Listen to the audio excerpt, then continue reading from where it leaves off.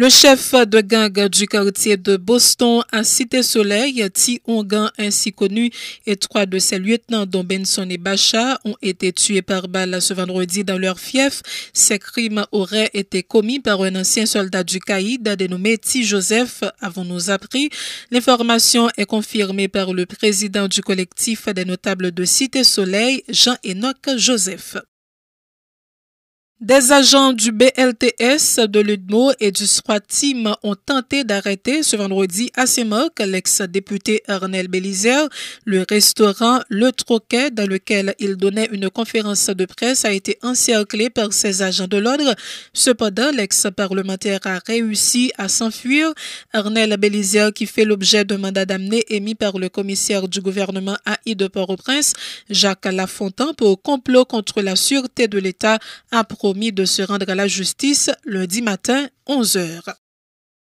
La nouvelle manifestation antigouvernementale de ce vendredi n'a pas fait recette. D'ailleurs, les manifestants n'ont pas pu se rendre comme prévu devant l'ambassade américaine à Tabar. La manif a pris fin au carrefour de l'aéroport. Pour les protestataires, Jovenel Moïse finira tôt ou tard par quitter le pouvoir. Suivez.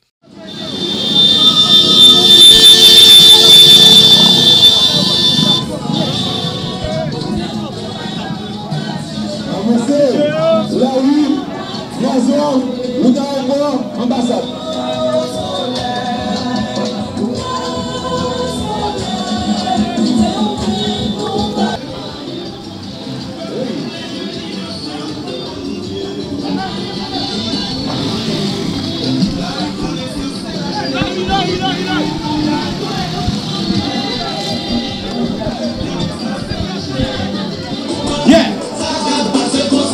Qui ça ne pas comprendre là? Mais je venais le dire l'école. Mais nous allons voir ça. Il va le tirer petite nous. Après ça, va donner l'opposition. On commence à tirer l'école. Immigration, ça ne pas tout. Jusqu'à la nouvelle ordre. Et je venais l'aller. Arrive à ti. Yeah. Levez bien, monsieur. Levez bien. Non, allez. Ambassade américaine. On ne peut pas négocier avec aucun fait blanc qui ne paye pas.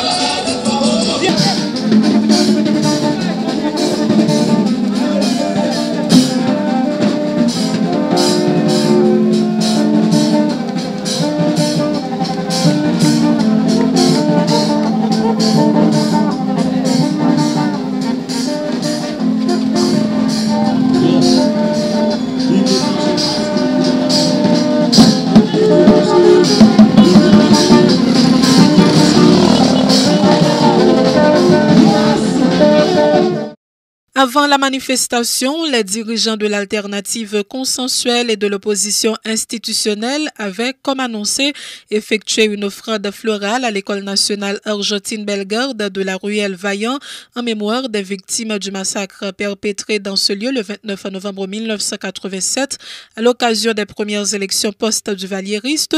Il s'agissait d'exercer un devoir de mémoire et une obligation de vérité, a dit le porte-parole du secteur dit démocratique et populaire, maître Michel André, au micro de Jean-Louis Fanfan. 29 novembre 1987, 29 novembre 2019, ça fait 32 ans, mais nous pas manger blier. Nous là pour nous exercer un devoir de mémoire et une obligation de vérité. La vérité, c'est que 29 novembre 1987, le peuple là, a eu un bulletin vote l'inamel. Il a participé dans la première élection démocratique qu'il a faite après la dictature du Valier. Et c'est ici de la même, dans Ruelle Vaillant, les assassins habitent le pouvoir avec la complicité de la communauté internationale, ils ont massacré le peuple là.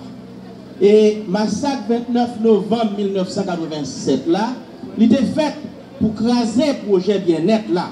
Il était fait pour empêcher le peuple là joindre ça le tape chercher. Massacre ça a été fait pour empêcher force démocratique, force progressiste au grand pouvoir. C'est ça la vérité.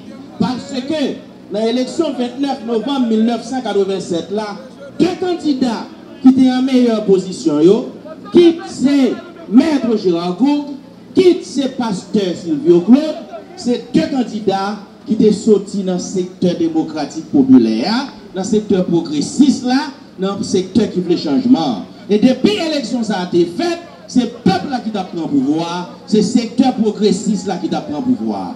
L'histoire toujours répétée. Et je dis à 32 ans après, tout pays, tout peuple a voulu pour Jovenel Moïse qui était pouvoir. Jeunes yo voulu qui était pouvoir. Famille yo voulu Jovenel Moïse qui était pouvoir. Diaspora voulu Jovenel Moïse qui était pouvoir. Protestants, vaudouisants, catholiques voulu pour Jovenel Moïse qui était pouvoir. Mais il y a une barricade, j'aurais les ambassades américaines qui pas voulu Jovenel Moïse qui était pouvoir. Mais monde qui était participé dans le massacre du peuple là, 29 novembre 1987 là, 32 ans après, c'est même Mounsayo qui campait en croix, qui mettait barricade pour empêcher le peuple là renverser Jovenel Moïse sous pouvoir. Alors, la vérité, c'est que la bataille là doit continuer. Le sénateur Yuri Latortue et l'ex-député Serge Jean-Louis, qui étaient eux aussi présents ce matin à la ruelle Vaillant, en ont profité pour dénoncer l'arnachie qui caractérise, selon lui, la gestion du président Jovenel Moïse. Ils réitèrent leur détermination à poursuivre la mobilisation antigouvernementale. Le sénateur de l'Artibonite a annoncé le lancement à partir de la semaine prochaine au Gonaïve de ce qu'il appelle la bataille historique contre Jovenel Moïse. Et ça passé 29 novembre 1987. Moi, je fais partie de la jeunesse active du Congrès national des mouvements démocratiques, qui était membre fondateur, Front national de concertation, qui était porté Gérard Roux comme candidat à la présidence de l'époque. En face, à côté soufflé, il était un pasteur Sylvain Claude, qui était une figure emblématique de l'opposition par rapport à un régime torsionnaire de Tubaki. Alors, c'est pas 29 novembre seulement, non? Les noms sortis 7 février 1986, il y a un premier signal qui voyait, c'est 26 avril 1986, les manifestations des centaines de milliers de monde dirigés Fort Dimanche qui ont tiré les Fort la mort. Et les Sahara, t'as pas le grand pile monde qui mourit. Depuis les Sahara, secteur démocratique d'alors dit ça doit continuer à combattre le régime ça jusqu'au dernier moment. Et bon, non, je ne vais pas citer l'honorable sénateur Jonette Del Pédo de mémoire. Et le montant de militants politiques fatiguables, bon, je vois ça. Jour 29 novembre 1987, ce jour était besoin pour que nous sortions dans la dictature, pour nous passer dans la démocratie. Et nous connaissons massacre ça, l'écraser la démocratie. Je dis, nous vivons dans un état anarchique. Nous-mêmes, nous ne voulons ni dictature, ni anarchie. Anarchie, c'est le président. Le président, au lieu de prendre comme là, pour qu'il fasse développement, il vole les comme là. Au lieu de faire sécurité, la payer gang pour craser le quartier populaire. Son président, qui pas chita sous le peuple là, même si tu as sous étranger. Son président qui dans le pays, qui n'a pas déplacer. C'est ça qui est anarchie.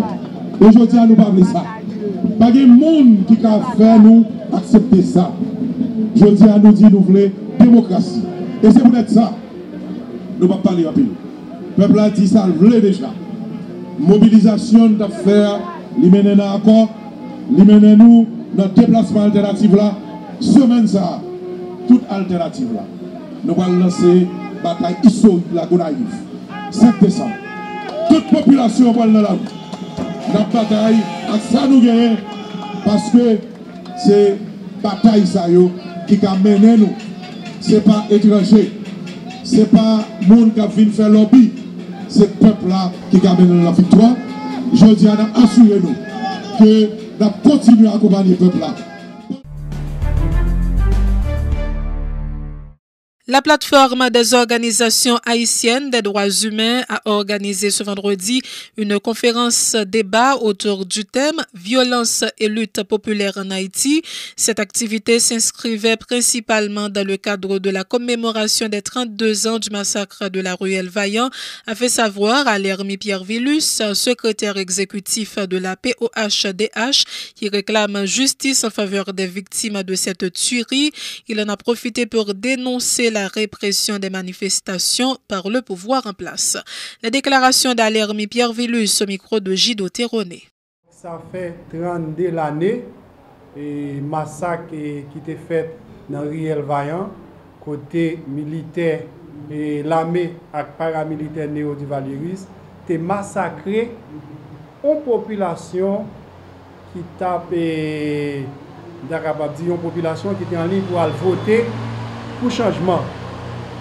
Donc, date 29 novembre, ça, c'est une date historique pour la plateforme dans la bataille n'a mené pour les questions de l'homme. Nous avons rappelé le massacre qui était fait le 29 novembre 1987 là.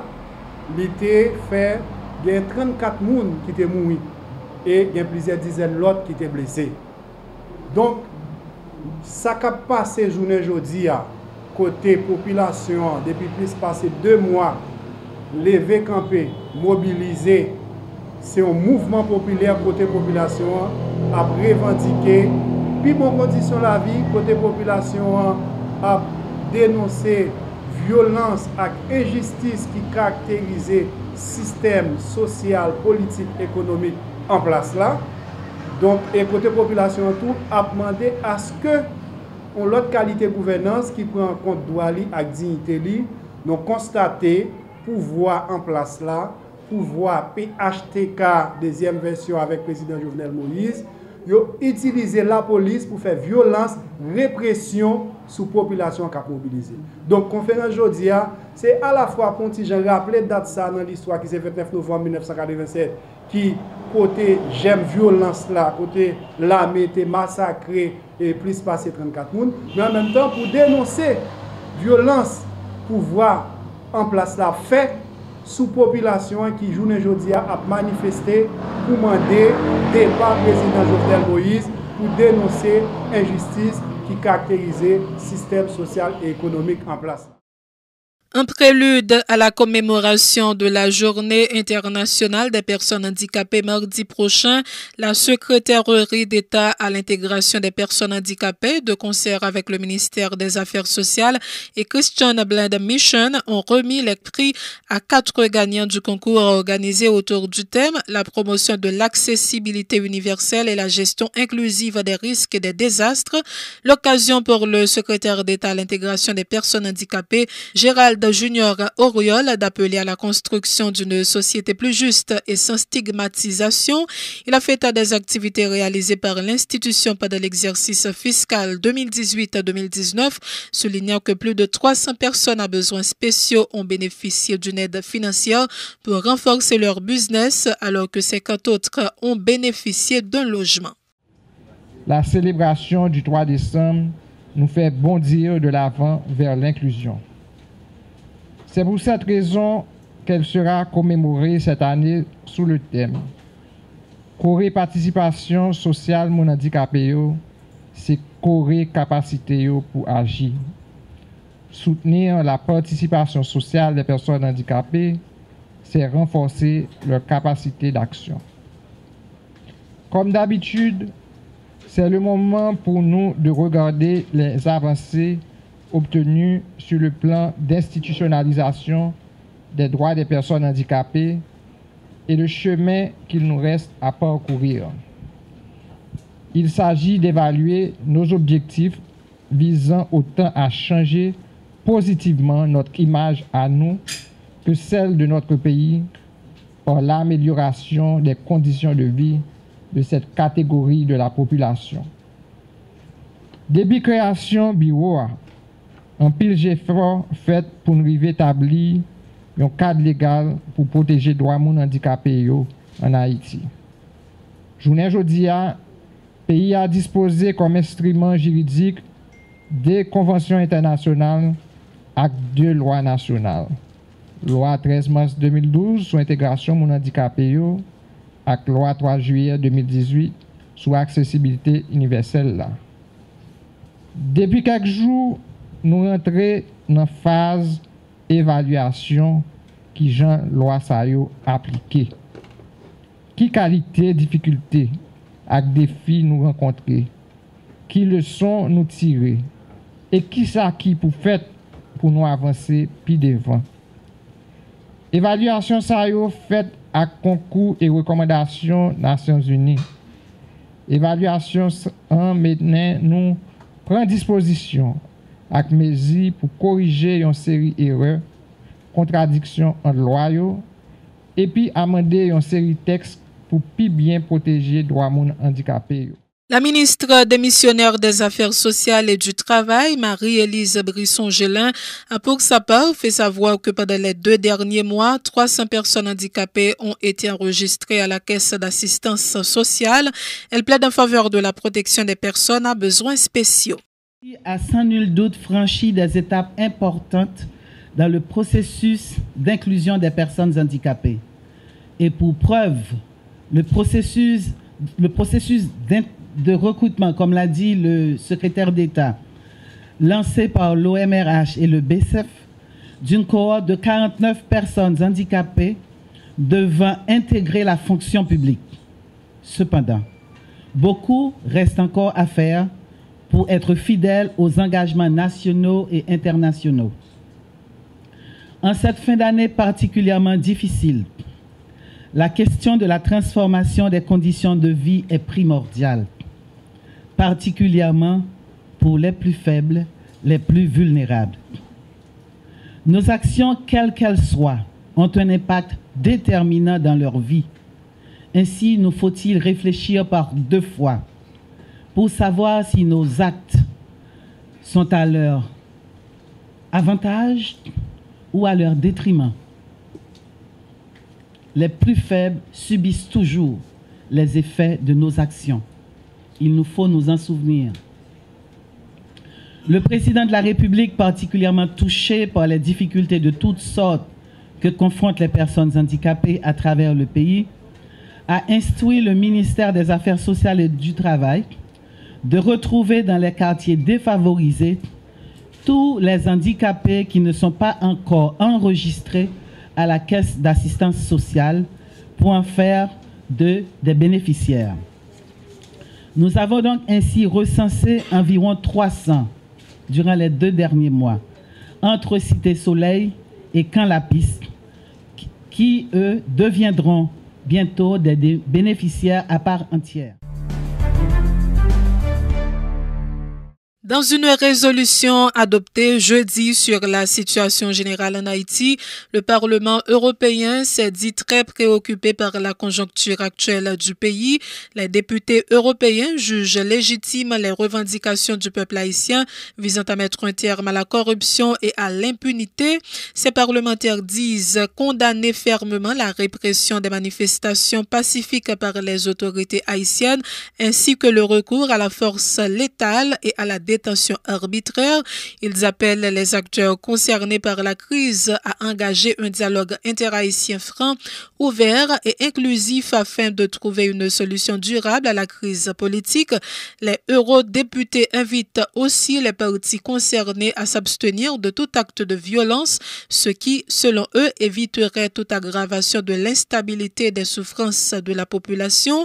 Les parlementaires dénoncent des tentatives visant à restaurer la dictature dans le pays, soulignant l'urgente nécessité d'opérer des réformes structurelles au niveau notamment de la justice, des gouvernances politiques et économiques afin de rétablir la confiance dans le système politique du pays. Ils insistent également sur la nécessité d'éradiquer la corruption systémique des pouvoirs publics, le clientélisme et l'érosion de l'état de droit. Les députés européens dénoncent également l'impunité qui règne dans le pays, exigeant que toute la lumière soit soit faite sur le massacre de la Saline afin que les présumés auteurs de cette tuerie soient traduits en justice. À noter que cette résolution a été adoptée à l'occasion d'une séance plénière au cours de laquelle la chef de la diplomatie européenne, Federica Mogherini, a dressé un tableau sombre de la situation en Haïti, évoquant notamment des cas de violation des droits de l'homme, de la démocratie et de l'état de droit.